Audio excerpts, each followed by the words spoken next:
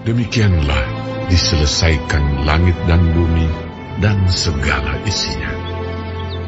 Ketika Allah pada hari ketujuh telah menyelesaikan pekerjaan yang dibuatnya itu, berhentilah ia pada hari ketujuh dari segala pekerjaan yang telah dibuatnya itu. Lalu Allah memberkati hari ketujuh itu dan menguduskannya, karena pada hari itulah ia berhenti dari segala pekerjaan penciptaan yang telah dibuatnya itu. Demikianlah riwayat langit dan bumi pada waktu diciptakan. Ketika Tuhan Allah menjadikan bumi dan langit, belum ada semak apapun di bumi, belum timbul tumbuh-tumbuhan apapun di padang, sebab Tuhan Allah belum menurunkan hujan ke bumi, dan belum ada orang untuk mengusahakan tanah itu. Tetapi ada kabut naik ke atas dari bumi dan membasahi seluruh permukaan bumi itu. Ketika itulah Tuhan Allah membentuk manusia itu dari debu tanah dan menghembuskan nafas hidup ke dalam hidungnya. Demikianlah manusia itu menjadi makhluk yang hidup. Selanjutnya, Tuhan Allah membuat taman di Eden, di sebelah timur. Disitulah ditempatkannya manusia yang dibentuknya itu.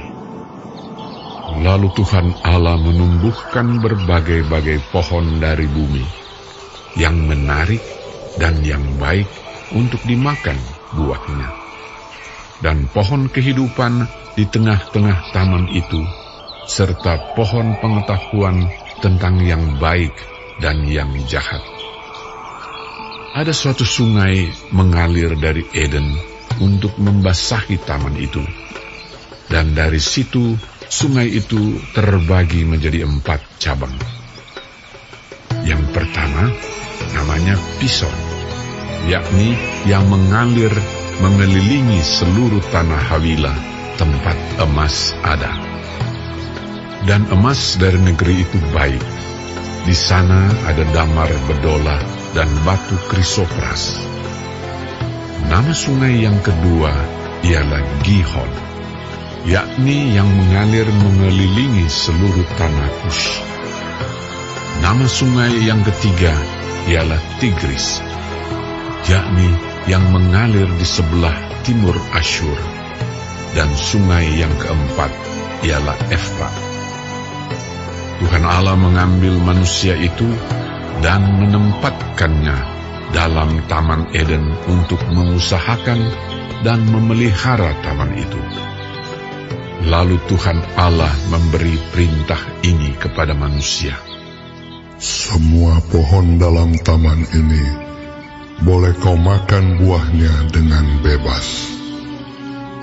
Tetapi pohon pengetahuan tentang yang baik dan yang jahat itu, janganlah kau makan buahnya, sebab pada hari engkau memakannya, pastilah engkau mati.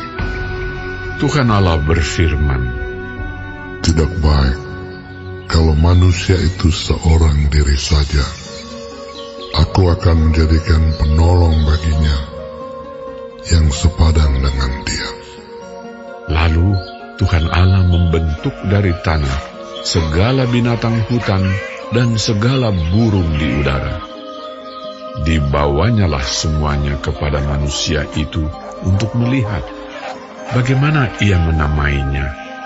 Dan seperti nama yang diberikan manusia itu kepada tiap-tiap makhluk yang hidup, demikianlah nanti nama makhluk itu. Manusia itu memberi nama kepada segala ternak, kepada burung-burung di udara, dan kepada segala binatang hutan. Tetapi baginya sendiri, ia tidak menjumpai penolong yang sepadan dengan dia. Lalu Tuhan Allah membuat manusia itu tidur nyenyak. Ketika ia tidur, Tuhan Allah mengambil salah satu rusuk daripadanya, lalu menutup tempat itu dengan daging. Dan dari rusuk yang diambil Tuhan Allah dari manusia itu, dibangunnyalah seorang perempuan, lalu dibawanya kepada manusia itu. Lalu berkatalah manusia itu, inilah dia, tulang dari tulangku, dan daging dari dagingku. Ia akan dinamai perempuan, sebab ia diambil dari laki-laki.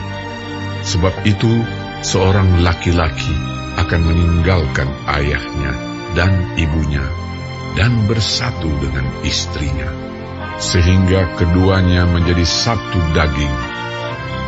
Mereka keduanya telanjang, manusia dan istrinya itu, tetapi mereka tidak merasa malu.